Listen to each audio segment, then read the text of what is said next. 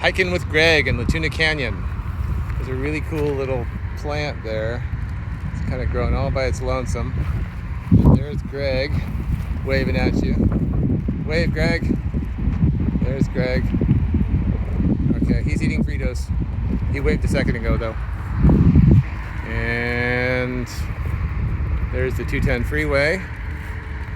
This is what Greg is looking at to potentially move to if he is offered a job with the Sun Valley District. It's not bad. It's kind of hot, dry. This is La Tuna Canyon Road, I think, which is like a little hiking road way up there. So a lot of heat, some wind. Hope you're having a good day. I love you.